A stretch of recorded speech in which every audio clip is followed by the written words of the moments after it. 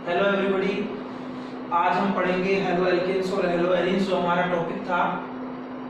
इसके पार्ट 6 में chemical properties of haloalkanes. अब तक मैंने आपको हेलो एल्केन्स और हेलो एल्केन्स की प्रिपरेशन और फिजिकल प्रॉपर्टीज के बारे में बात की है।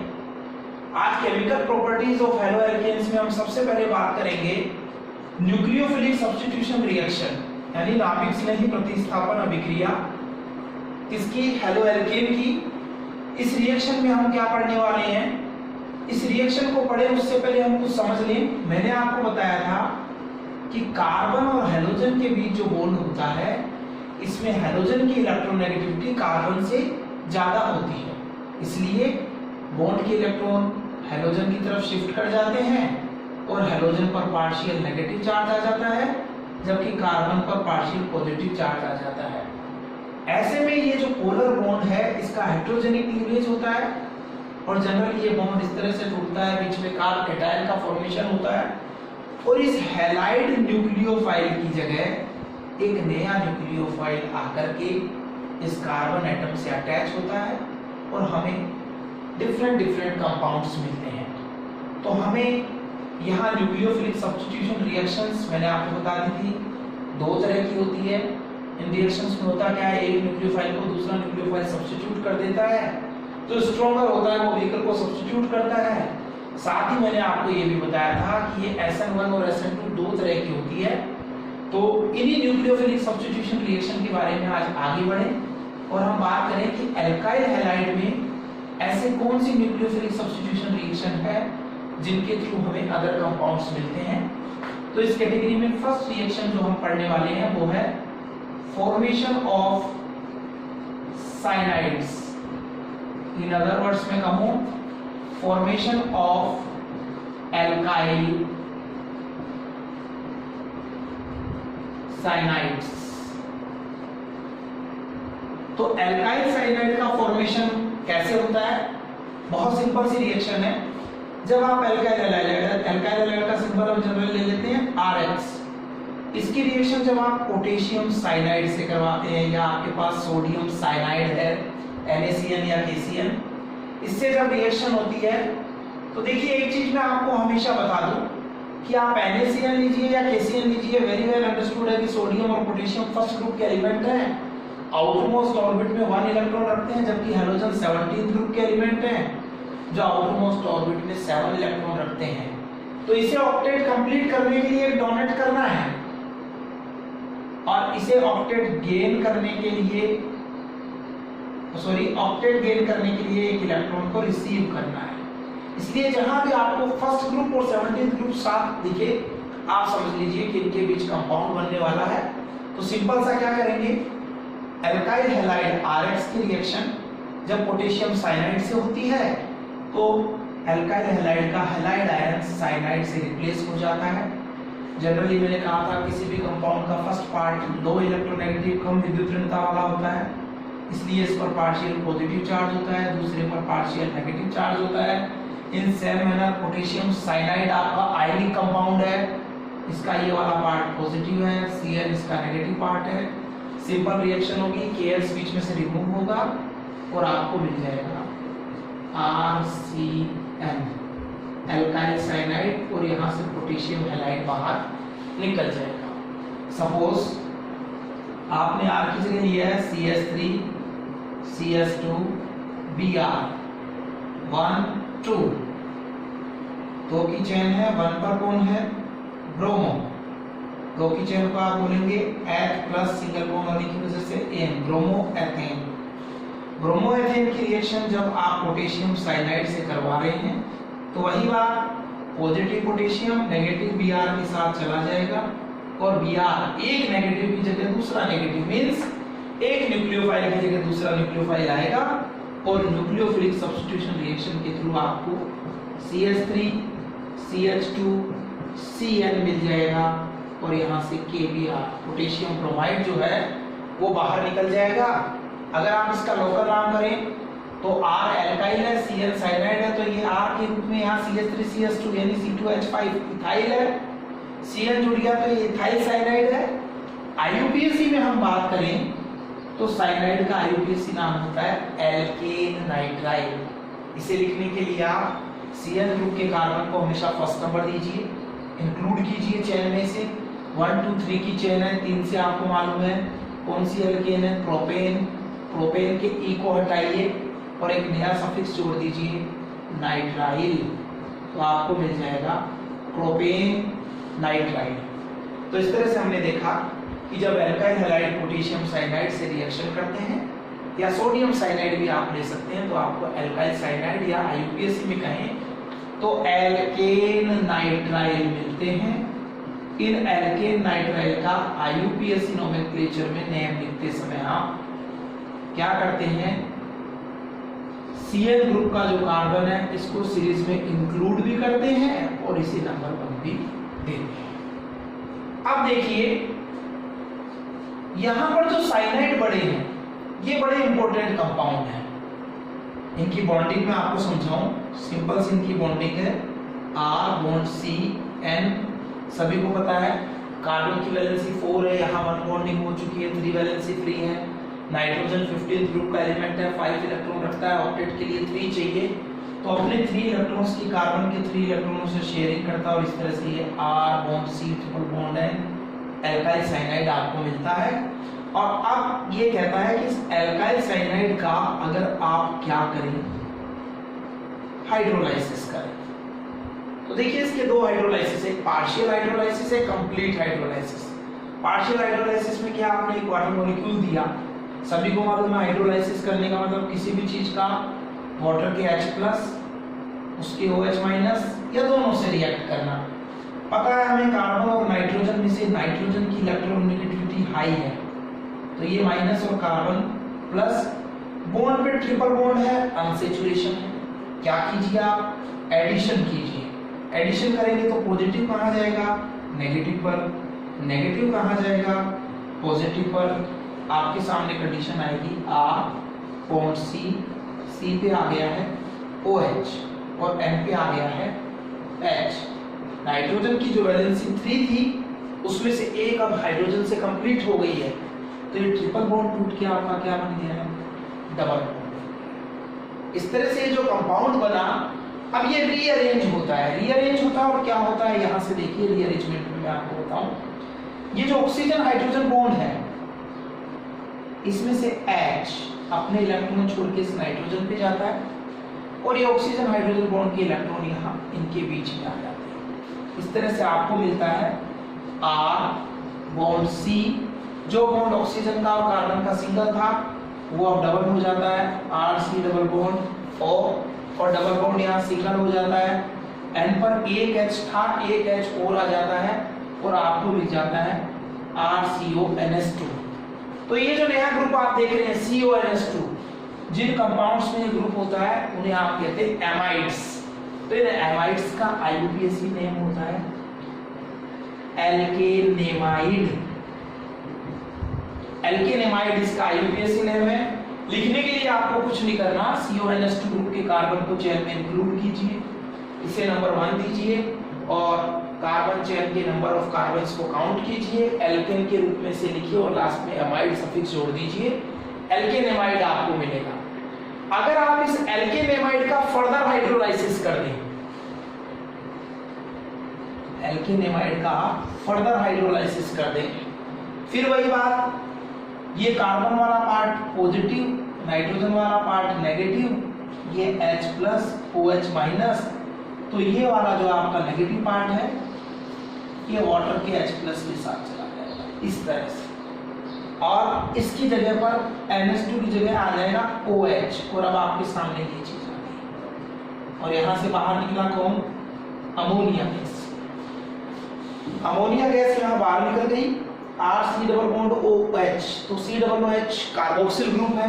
जिन कंपाउंड्स में कार्बोक्सिल ग्रुप होता है उनको आप कहते हैं कार्बोक्सिलिक एसिड, और कार्बोक्सिलिक एसिड का आईयूपीएसी नाम होता है एल्केन प्लस ओइक एसिड, यानी एल्केनोइक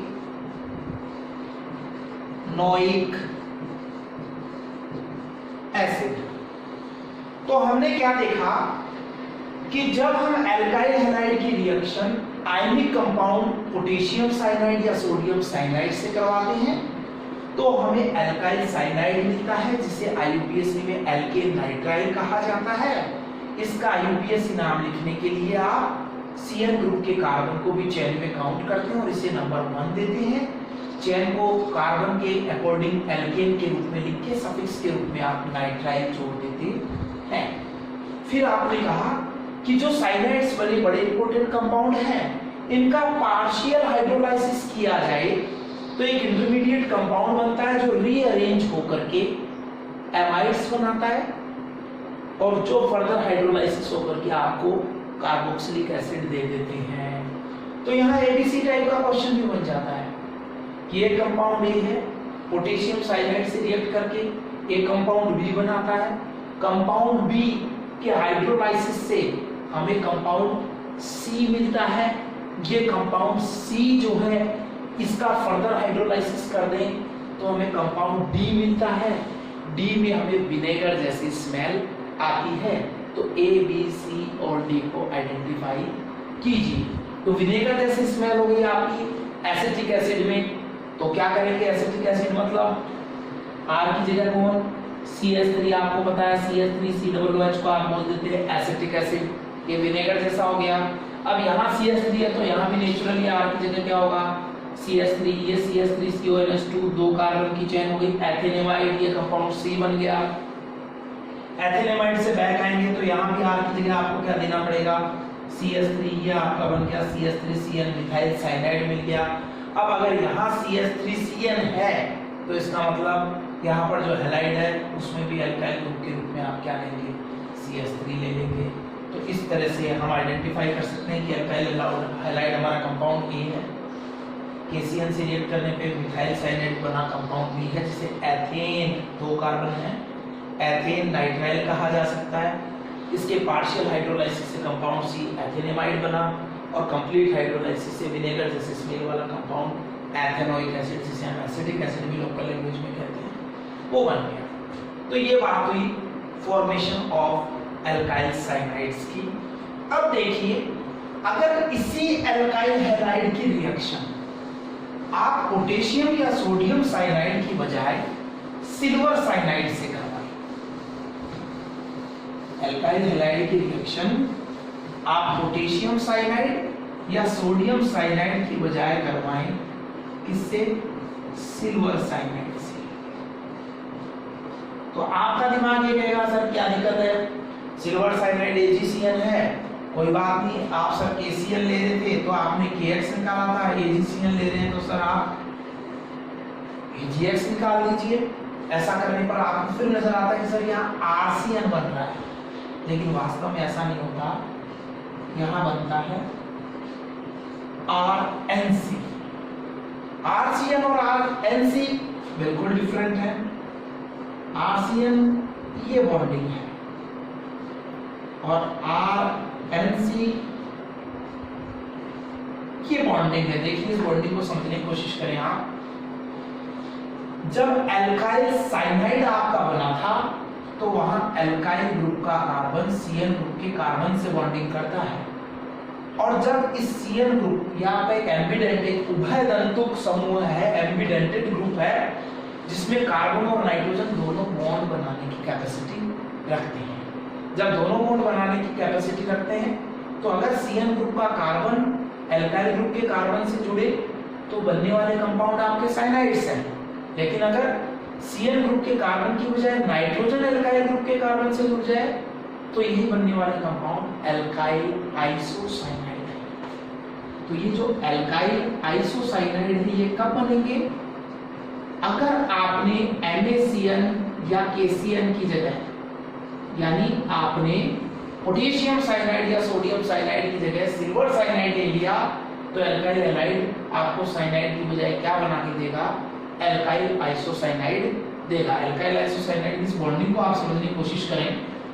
आपको पता है कि कार्बन के आउटर मोस्ट ऑर्बिट में 4 इलेक्ट्रॉन है। मैंने इस बॉन्डिंग में आपको 2 बॉन्ड दिखाए हैं, यानी 2 इलेक्ट्रॉन कार्बन के पास फ्री है, ठीक है। और इधर नाइट्रोजन आपको मालूम है इसके आउटर मोस्ट ऑर्बिट में 15th ग्रुप का 5 इलेक्ट्रॉन है, 3 इसकी वैलेंसी होती तो 3 बॉन्ड ये बना चुका है और एक इसके पास लॉन पेयर रह गया, यानी 2 इलेक्ट्रॉन्स ऐसे हैं जो बॉन्ड में पार्टिसिपेट नहीं कर रहे, ये पेयर्ड इलेक्ट्रॉन है। तो कार्बन की वैलेंसी 4 है और नाइट्रोजन की 3, तो नाइट्रोजन अपनी 3 फिलफुल कर चुका है। अब कार्बन चाहता है कि उसका ऑक्टेट कंप्लीट हो, क्योंकि 2 बॉन्ड्स बनाने से 2 to 4 and 2 6 इलेक्ट्रॉन हुए, तो ऑक्टेट करने के लिए उसको क्या चाहिए, 2 इलेक्ट्रॉन्स चाहिए। वो नाइट्रोजन को कहता है अपने 2 इलेक्ट्रॉन के साथ मेरे से बॉन्डिंग कीजिए। नाइट्रोजन कह रहा है आपको कि मेरे इलेक्ट्रॉन तो पेयर्ड हैं, जो अनपेयर्ड थे उनकी बॉन्डिंग में आप कर चुका हूं और अब मेरे पास पेयरिंग करने की कोई पॉसिबिलिटी आपके साथ नहीं है। तो फिर बीच का रास्ता निकलता है, नाइट्रोजन कहता है मैं आपके साथ कोऑर्डिनेशन बॉन्ड बनाऊंगा और अपना लॉन्ग पेयर उठा करके वो क्या करता है, कार्बन को बॉन्डिंग के लिए डोनेट कर देता है। और आप जानते हैं जब बॉन्ड बनाने के लिए इलेक्ट्रॉन केवल एक ही एटम देता है तो ऐसे बॉन्ड को कोऑर्डिनेशन बॉन्ड या उपसहसंयोजक बंध कहते हैं। तो कोऑर्डिनेशन बॉन्ड बनेगा जिसमें 2 मिल गए, 2 और 2 4 और ये 2 हो गए 6 और ये 2 थे 8, ऑक्टेट कंप्लीट हो गया। तो ये आरएनसी ग्रुप की अल्काइल आइसोसाइनाइड ग्रुप की स्ट्रक्चर होती है। अपन इसको यहाँ इस तरह से लिख देते हैं।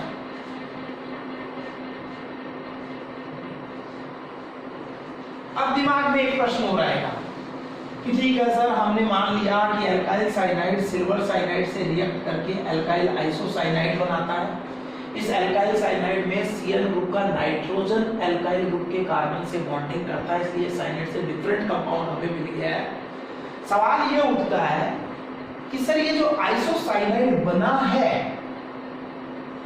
ये ही क्यों बना, AgCl लेने पे साइनाइड क्यों नहीं बना? तो बहुत सिंपल आंसर है। देखिए सोडियम साइनाइड और पोटेशियम साइनाइड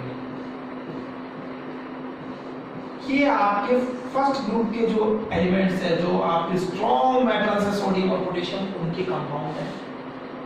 तो समझ लीजिए मेटल्स के जो कंपाउंड है आपके सोडियम और पोटेशियम, स्ट्रॉन्ग मेटल्स के कंपाउंड जो आयनिक नेचर के होते हैं। आयनिक नेचर के होते हैं तो क्या होता है, इनके बीच में जब बॉन्ड का डिसोसिएशन होता है तो सोडियम और पोटेशियम जनरली अपने इलेक्ट्रॉन छोड़ के जाने की टेंडेंसी रखते हैं, यानी सोडियम सोडियम प्लस के रूप में जाने की टेंडेंसी रखता है और पोटेशियम पोटेशियम प्लस के रूप में जाने की टेंडेंसी रखता है। ऐसे में क्या होगा, जब ये प्लस के रूप में जाएंगे तो अपने के शेयर्ड इलेक्ट्रॉन इस Cn के लिए छोड़ जाएंगे, यानी इस कार्बन को ये अपने इलेक्ट्रॉन देके चले जाएंगे। तो कार्बन के पास अब क्या है, बॉन्डिंग के लिए एक इलेक्ट्रॉन खुद का था, एक सोडियम या पोटेशियम से मिल गया, तो 2 इलेक्ट्रॉन बॉन्डिंग के लिए हमारे इस कार्बन के पास अवेलेबल है। एक चीज आप समझ लीजिए, कोवेलेंट बॉन्ड जब 2 सेम एटम्स के बीच में बनता है तो वो स्ट्रॉन्गर होता है बजाय डिफरेंट एटम्स के बीच में। हम बड़ा सिंपल सा जानते हैं कि फ्रेंडशिप जब 2 इक्वल लोगों में होती है तो वो लंबी चलती है, ड्यूरेबल होती है। एक अमीर और एक गरीब दोस्ती करते हैं तो जनरली वो लंबी नहीं चलती, कहीं ना कहीं ईगो प्रॉब्लम आता है। तो ठीक वैसे ही अगर एल्काइल ग्रुप का कार्बन है, आपने कहा साहब CH3Cl बनेगा, तो वहां क्या हो रहा है, जब एल्काइल साइनाइड बनता है तो कार्बन और कार्बन के बीच में बॉन्डिंग होती है और कार्बन के बीच की बॉन्डिंग कार्बन और नाइट्रोजन 2 डिफरेंट एटम्स के बीच की बॉन्डिंग के कंपेयर में क्या होती है, ज्यादा स्ट्रॉन्गर होती है। इसलिए क्या होता है, साइनाइड बनता है। क्या कहा, मैं रिवाइज करूं आपके लिए। मैंने कहा सोडियम साइनाइड और पोटेशियम साइनाइड आयनिक कंपाउंड है। इनके डिसोसिएशन से बनने वाले साइनाइड ग्रुप में कार्बन और नाइट्रोजन दोनों के पास बॉन्डिंग करने के लिए सफिशिएंट इलेक्ट्रॉन होते हैं, लेकिन carbon carbon bond similar atoms के बीच में होने के कारण ज्यादा स्टेबल होता है in compare to carbon nitrogen bond. इसलिए कार्बन कार्बन बॉन्ड को बनना प्रीफर होता है और इसीलिए क्या बन जाता है, आपका एल्काइल साइनाइड बन जाता है। लेकिन अगर आपके पास सिल्वर साइनाइड है तो देखिए क्या होगा, ये सिल्वर साइनाइड की स्ट्रक्चर है, Ag bond C triple bond N। Ag हमने पढ़ा है डीप लोग के एलिमेंट्स हैं, कुछ डिफरेंट होते हैं, बड़ा स्मॉल एटॉमिक साइज है, इसलिए जनरली यहाँ पर जब ये बॉन्ड का क्लीवेज होता है तो सिल्वर अपने इलेक्ट्रॉन लेके चला जाता है, होमोजेनिक क्लीवेज होता है। और ऐसे में क्या होता है, आपका जो कार्बन है इसके पास केवल अपना ही इलेक्ट्रॉन रह जाता है, इसके पास अपना ही इलेक्ट्रॉन रह जाता है। और आपको मालूम है कि आपके एल्काइल हैलाइड जैसे मान लीजिए CH3Cl है, इसके बॉन्ड का क्लीवेज हेटेरोजेनिक है, Cl इलेक्ट्रॉन को लेके चला गया है, जब वो इलेक्ट्रॉन को ले गया है कार्बन पे पॉजिटिव चार्ज आ गया है, यानी कार्बन के पास बॉन्डिंग के लिए नेसेसरी इलेक्ट्रॉन्स अब नहीं है। ये जुड़ेगा तो उससे जुड़ेगा जो बॉन्ड के लिए दोनों इलेक्ट्रॉन्स को अवेलेबल करवाए। लेकिन यहाँ क्या पोजीशन है, ये आया, इसके पास कुछ नहीं है और इसके पास एक ही इलेक्ट्रॉन है, जबकि बॉन्डिंग के लिए हमें कम से कम 2 इलेक्ट्रॉन चाहिए। लेकिन ऐसे में इस नाइट्रोजन पे जाएगा, ये 15 ग्रुप का है, 3 बॉन्ड्स में पार्टिसिपेट कर रहे हैं, लेकिन इलेक्ट्रॉन का एक पेयर यानी 2 इलेक्ट्रॉन्स इसके पास अभी भी पड़े हैं। यानी अब बॉन्डिंग के लिए सिल्वर साइनाइड जो एक कोवैलेंट कंपाउंड है, इसके डिसोसिएशन से बने Cl में कार्बन के पास बॉन्डिंग के लिए सफिशिएंट इलेक्ट्रॉन नहीं होते, जितने इलेक्ट्रॉन चाहिए उतने इसके पास नहीं होते, इसलिए कार्बन नाइट्रोजन से जुड़ना प्रीफर करता है। यानी न चाहते हुए भी इसको किसके पास जाना पड़ता है, इसके पास। और जब ये चीज जाकर के इसके पास जाती है, इससे बॉन्डिंग करती है, तो आपको साइनाइड की बजाय क्या मिलता है, आइसोसाइनाइड। तो इस तरह से सिल्वर साइनाइड रिएक्ट करेगा तो आइसोसाइनाइड बनाएगा, और सोडियम और पोटेशियम साइनाइड रिएक्ट करेगा तो आपको साइनाइड मिलेगा। अब देखिए वहां पे आपने देखा था कि साइनाइड का अगर हाइड्रोलाइसिस कर दें तो पार्शियल हाइड्रोलाइसिस करने पर आपको एमाइड मिला था, कंप्लीट हाइड्रोलाइसिस करने पे आपको कार्बोक्सिलिक एसिड मिला था। लेकिन अगर आप एल्काइल साइनाइड का क्या करें, हाइड्रोलाइसिस करें, तो देखिए क्या होगा। तो ऐसी स्थिति में आपका ये कार्बन है, ये हटेगा यहां से, जाहिर सी बात है नाइट्रोजन की इलेक्ट्रोनेगेटिविटी ज्यादा है, इसको इलेक्ट्रॉन नहीं देगा, तो वाटर का H+ फिर से किसके पास आना पसंद करेगा, वो आना पसंद करेगा हाई इलेक्ट्रोनेगेटिव नाइट्रोजन के पास। तो देखिए यहाँ मैं वाटर के 2 मॉलिक्यूल्स लेता हूँ, कोई बात डबल बॉन्ड को सिंगल का करना है हमें, तो ऐसी स्थिति में नाइट्रोजन जब कार्बन से बॉन्डिंग तोड़ेगा तो उसके 2 इलेक्ट्रॉन फ्री होंगे, तो उनकी वैलेंसी को कंप्लीट करने के लिए आपको 2 H चाहिए। तो हम यहाँ से क्या करेंगे, सिंपली इसको थोड़ा इस तरह से और लिख सकते हैं हम, वैसे थोड़ा सा यूं लिख दूं, HOH और HOH, क्योंकि कार्बन हमारा पॉजिटिव पार्ट है, ये नेगेटिव पार्ट है, तो ये नेगेटिव पार्ट हम दे देते हैं कार्बन, और ये दोनों पॉजिटिव हाइड्रोजन किसके पास आ जाएंगे, N के पास। आपको मालूम है जैसे ही N ने बॉन्डिंग तोड़ ली कार्बन से, इसकी 2 वैलेंसी फ्री हो गई, दोनों H यहाँ आएगी और आपको मिलेगा RNS2, ये हो गई एमीन्स, जिन्हें IUPAC में आप एल्केन एमीन कह देते हैं। अमोनिया के एक H को एल्काइल ग्रुप से रिप्लेस करने पे आपको ये प्राइमरी एमीन मिलती है, जिसको IUPAC में आप एल्केन एमीन कहते हैं। हटा क्या है देखिए, HCOOH। HCOOH का मतलब सभी को पता है, लोकल लैंग्वेज में फॉर्मिका से मिलने के कारण इस एसिड को हम नाम देते हैं फॉर्मिक एसिड। अगर आपने इस R की जगह CH3 लिया तो यहाँ भी CH3 आ जाएगा, एक कार्बन की एमीन आपको मिलेगी, एक कार्बन की एमीन को आप कहेंगे मैथेन एमीन, निकल रहा आपका फॉर्मिक एसिड है। अगर आपने यहाँ मैथिल की जगह इथाइल को ले लिया CH3 CH2, तो 2 कार्बन का आइसोसाइनाइड हो गया आपका, इथाइल आइसोसाइनाइड।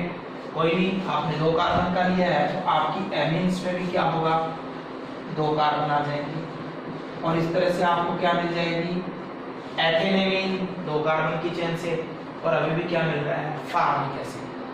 समझने की बात ये थी कि एल्काइल हैलाइड ने सिल्वर साइनाइड से रिएक्ट करके आइसोसाइनाइड बनाए। आइसोसाइनाइड का हाइड्रोलाइसिस करने पर एक कंपाउंड के रूप में आपको हमेशा, चाहे यहाँ एल्काइल ग्रुप में आप कितने भी कार्बन बढ़ा लीजिए, एक कंपाउंड के रूप में हमेशा क्या मिलने वाला है, फॉर्मिक एसिड मिलने वाला है। जबकि दूसरा कंपाउंड कोई प्राइमरी एमीन होगी जिसके कार्बन आपके एल्काइल हैलाइड के एल्किल ग्रुप के कार्बन्स के नंबर के इक्वल होंगे। एक का लिया तो एक वाली एमीन, दो का लिया तो दो वाली एमीन। इस तरह से आपने क्या बना लिया, सिल्वर साइनाइड से आइसोसाइनाइड बनाया, आइसोसाइनाइड के हाइड्रोलाइसिस से आपने बना ली प्राइमरी एमीन। अगर आप इसी आइसोसाइनाइड जो आपको मिला है उसका रिडक्शन करते हैं, उसका रिडक्शन करते हैं, रिडक्शन किसी के रूप में भी कर सकते हैं। रिडक्शन के लिए बहुत सिंपल जनरली कोऑर्डिनेशन कंपाउंड है कुछ LiAlH4 या NaBH4, लिथियम एल्यूमिनियम हाइड्राइड या सोडियम बोरान हाइड्राइड, दोनों में से किसी की भी प्रेजेंस में आप इसका रिडक्शन कर दीजिए। रिडक्शन करना है यानी आपको एटॉमिक हाइड्रोजन इसको देनी है। क्या करना है, तब तक हाइड्रोजन तोड़ दीजिए जब तक कि डबल बॉन्ड सिंगल बॉन्ड में नहीं बदल जाते। आप डबल बॉन्ड को तोड़ लीजिए, सिंगल कर दीजिए। तो आपने लिखा R bond N bond C। जब आपने ऐसा लिखा तो आपने देखा कि नाइट्रोजन की वैलेंसी 3 होती है, 2 रह गई है, 2 रह गई है तो इसको 1 हाइड्रोजन दे दीजिए।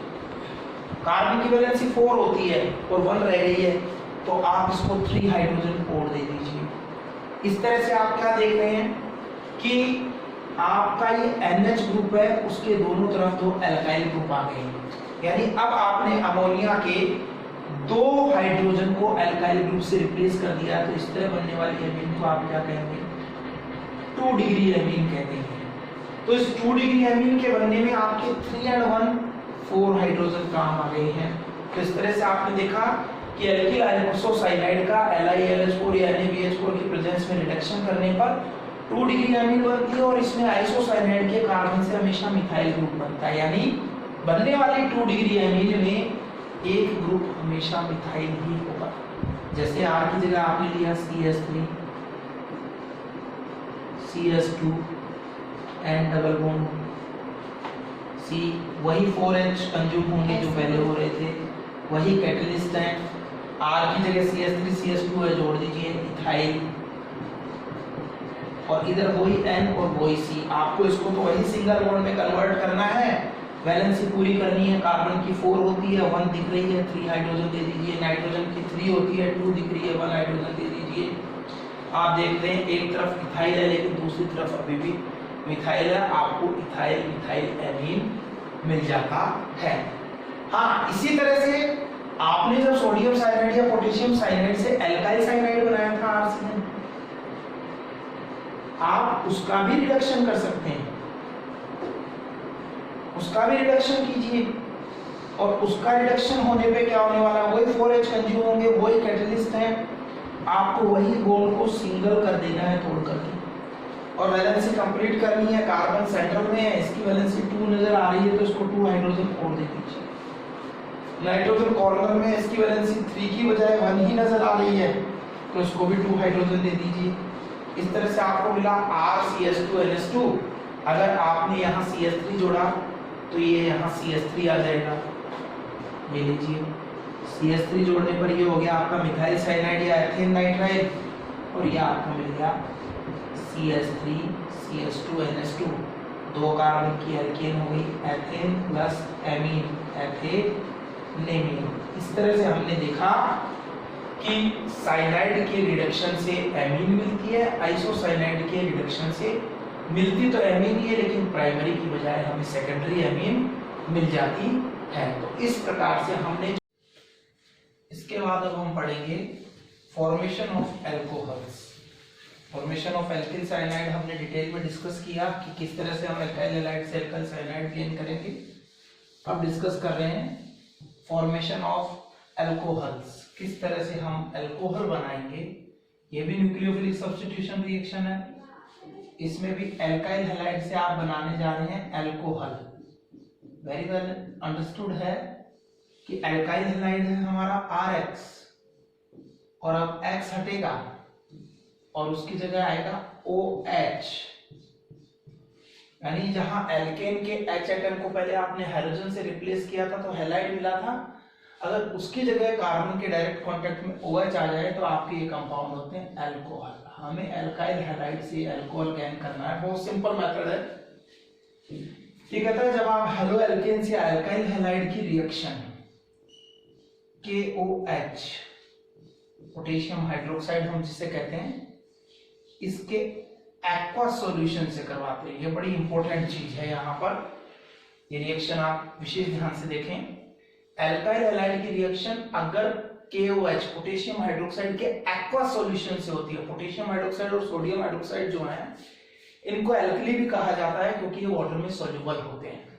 तो वाटर सॉल्युबल है, तो वाटर में अगर इसका सॉल्यूशन प्रिपेयर किया जाए और उस एक्वा सॉल्यूशन की रिएक्शन एल्काइल हैलाइड से हो तो वाटर से भी OH आएंगे और हाइड्रोक्साइड आयन की कंसंट्रेशन थोड़ी सी इंक्रीज हो जाएगी।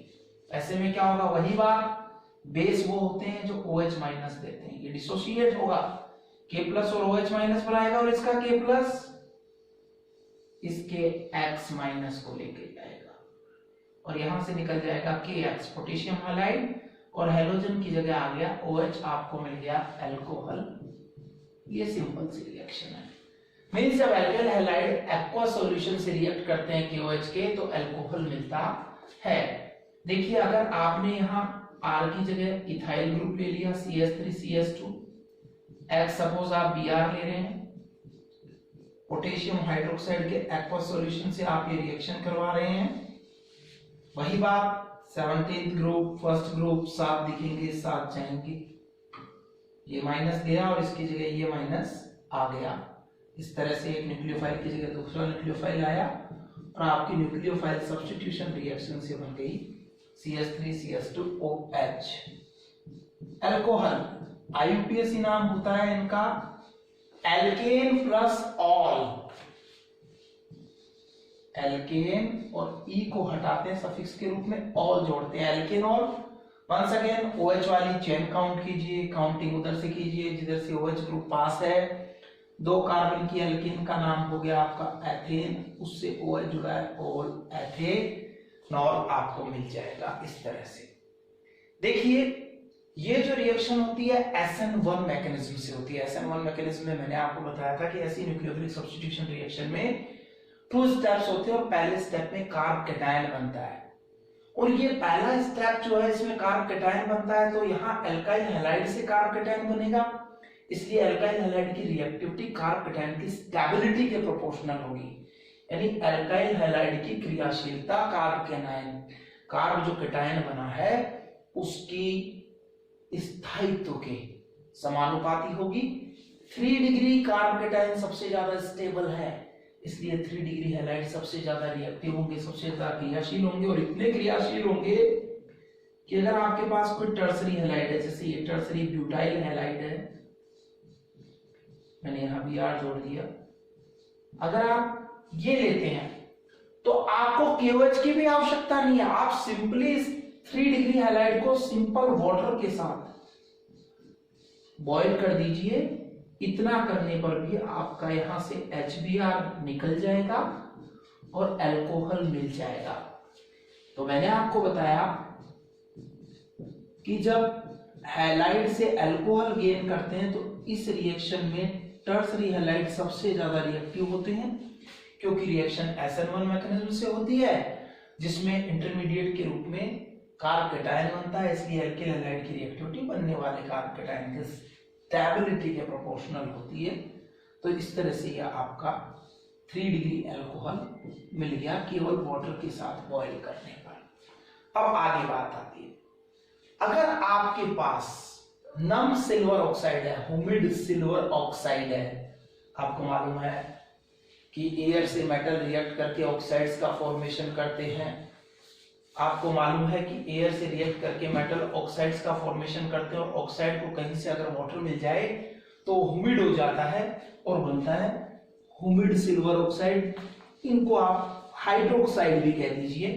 तो सिल्वर ऑक्साइड वाटर को एब्जॉर्ब करके बनाता है सिल्वर हाइड्रोक्साइड। जब यह सिल्वर हाइड्रोक्साइड बनता है और सिंपली ये एल्किल हैलाइड से रिएक्ट करता है तो यहां से AgX निकल जाता है और आपको मिलता है ROH, अल्कोहल मिलता है। सिल्वर हैलाइड जो है वो यहां से बाहर निकल जाता है। तो इस तरह से सिल्वर ऑक्साइड जो ह्यूमिड लेते हैं या सिल्वर हाइड्रोक्साइड लेते हैं वो भी क्या करता है, अल्काइल हैलाइड से रिएक्ट करके अल्कोहल का फॉर्मेशन करता है।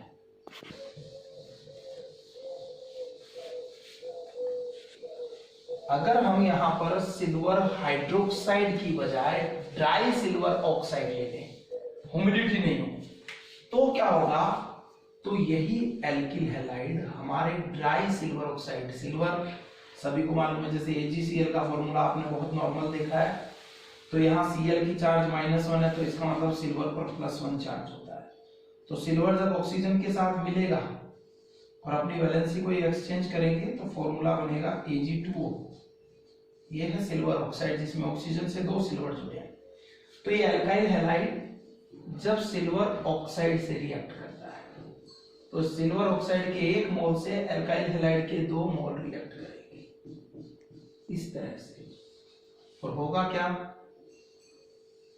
वही बात जैसे सोडियम हैलोजन के साथ मिलकर हैलाइड बनाते हैं, सिल्वर भी हैलोजन के साथ जाएगा और क्या बना लेगा, हैलाइड। तो 2AgX यहां से रिमूव हो जाएगा, ये AgX आपका प्रेसिपिटेट हो जाएगा, और ROR यानी ऑक्सीजन के दोनों तरफ ही कौन आ जाएंगे, एल्काइल ग्रुप। इन्हीं कंपाउंड्स को आप कहते हैं ईथर।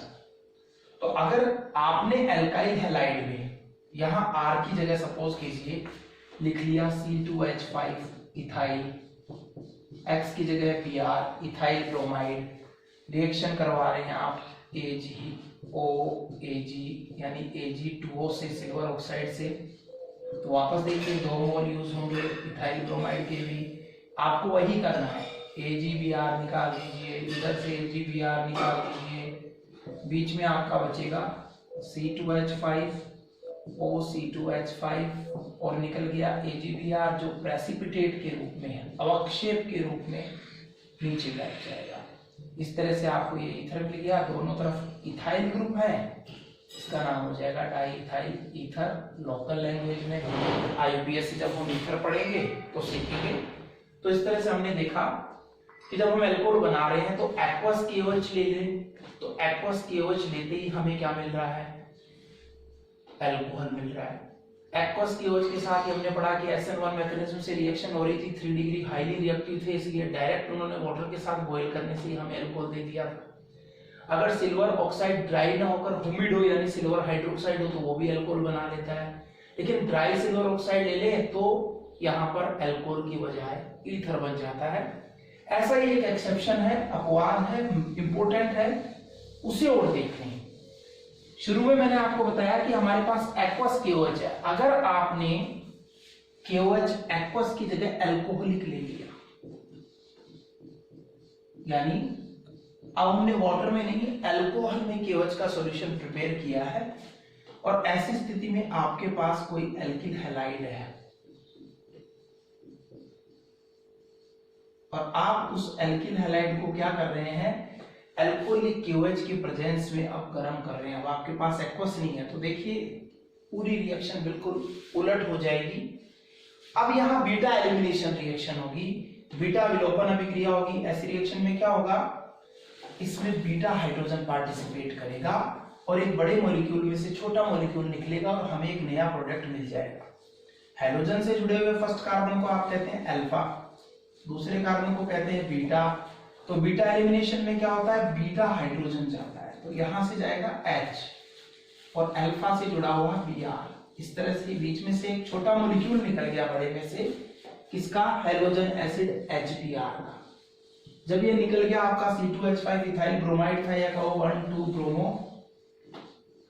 एथेन आपके पास थी, ब्रोमो एथेन में से बीटा एलिमिनेशन हुआ, बीटा विलोपन हुई और बीटा का H Br के साथ चला गया HBr के रूप में, और ऐसे में H के जाने के बाद ये बॉन्ड यहाँ शिफ्ट हो गया और आपको मिल गया CS2 double bond CS2 ethene. यानी समझने की बात ये है कि जब एक्वस की बजाय अल्कोहलिक KOH के साथ एल्किल हैलाइड को ट्रीट करते हैं तो हमें अल्कोहल की बजाय एल्कीन मिल जाती है। इसी का और एग्जांपल देखें, आपके पास सपोज ये है,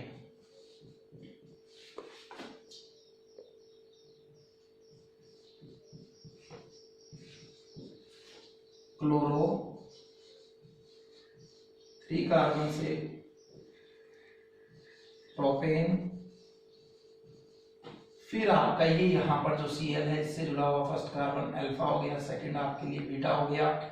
मैंने कहा बीटा एलिमिनेशन रिएक्शन है तो आप बीटा से H को लीजिए, यहाँ का H जाएगा इसके साथ Cl के साथ, Cl इलेक्ट्रॉन लेके जाएगा, क्या निकल गया HCl। रिएक्शन किसकी प्रेजेंस में हो रही है, अल्कोहल KOH की प्रेजेंस में हो रही है।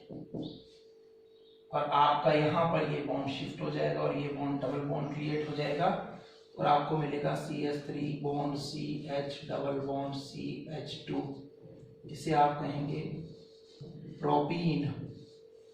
और इस तरह से यहाँ पर आपको फिर एक एल्कीन मिल गई। कई बार हमारे सामने सिचुएशन होती है कि हमें एक से ज्यादा तरह की एल्कीन का मिक्सचर मिल सकता है। जैसे सपोज आपके पास ये पोजीशन है,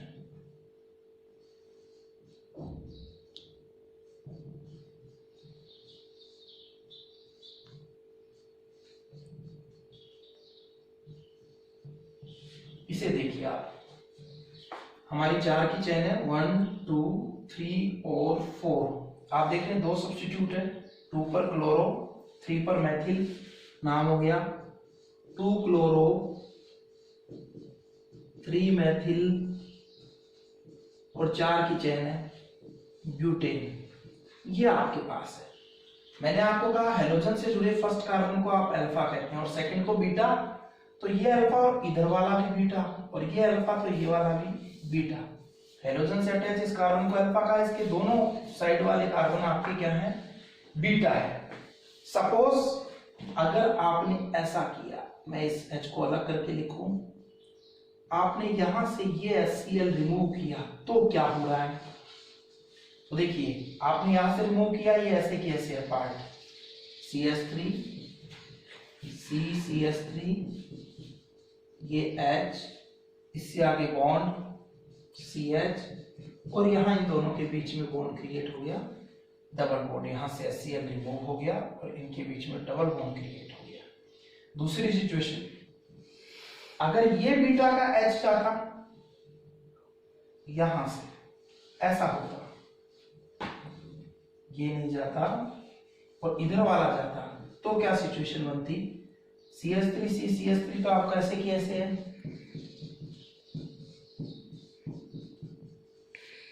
अब यहां से HCl निकला है तो डबल बॉन्ड यहां इन दोनों के बीच बन जाएगा और ये हो गया डबल बॉन्ड CH CH3।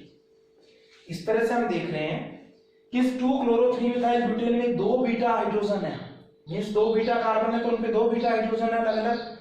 अगर आपने कॉर्नर वाले को रिप्लेस किया तो आपका जो प्रोडक्ट बना वो था 3 मिथाइल ब्यूट 1 इन, और अगर आपने बीच वाले से लिया तो यहां डबल बॉन्ड क्रिएट होने पर आपको मिला 2 मिथाइल और ब्यूट 2 इन। तो इनमें से सैकजेफ कहते हैं कि वो एल्कीन ज्यादा अमाउंट में बनेगी जिस एल्कीन में डबल बॉन्ड से जुड़े हुए कार्बन एटम्स पर नंबर ऑफ एल्काइल ग्रुप ज्यादा हो। देखिए डबल बॉन्ड से जुड़े हुए कार्बन एटम्स ये हैं, इस पर 2 एल्काइल ग्रुप जुड़े हुए हैं और इस पर 1, तो इसमें टोटल एल्काइल ग्रुप का नंबर कितना है डबल बॉन्ड से एडेड कार्बन पर 3 है, और यहाँ डबल बॉन्ड से ये 2 कार्बन जुड़े हुए हैं। इधर वाले कार्बन पर कोई एल्काइल ग्रुप नहीं है और इधर वाले कार्बन पर ये 1 एल्काइल ग्रुप है, आइसोप्रोपाइल। तो सैकजेफ कहते हैं कि अगर बीटा एलिमिनेशन रिएक्शन से, बीटा विलोपन अभिक्रिया से 2 प्रकार की एल्कीन आपको मिलती है, 2 टाइप्स की एल्कीन आपको मिलती है, तो वो एल्कीन मेन अमाउंट होती है या मेन प्रोडक्ट होती है आपका, जिसमें डबल बॉन्ड से जुड़े हुए कार्बन पर नंबर ऑफ एल्काइल ग्रुप ज्यादा हो, यानी 2 मिथाइल ब्यूट 2 इन ज्यादा बनेगा और यहाँ 2 मिथाइल 1 ब्यूट इन कम बनेगा। इस तरह से हमने देखा कि अल्कोहलिक OH लेने पर, KOH की प्रेजेंस में हीट करने पर अल्काइल हैलाइड को एल्कीन बनती है और ये रिएक्शन हमारी जो है सैकजेफ रूल से होती है। इस तरह से आज हमने न्यूक्लियोफिलिक सब्स्टिट्यूशन रिएक्शन में 2 मेन रिएक्शन पढ़ी। कहने को हमने formation of cyanides and isocyanides and formation of alcohols पढ़ा, लेकिन इसकी एक्सेप्शनल रिएक्शंस इतनी थी कि ये दोनों रिएक्शन इंपॉर्टेंट हो जाती है जो आने वाले लेसन्स में फिर रिपीट होती है। इसलिए आप इन रिएक्शंस को ढंग से देखिए। अब इसके बाद कुछ और छोटी छोटी रिएक्शंस है जो आने वाले लेसन्स में भी हैं, और उनके बारे में जब मैं आपके सामने फिर नई नेक्स्ट क्लास लेके आऊंगा तो हम डिस्कस करेंगे। तब तक घर में रहिए, सुरक्षित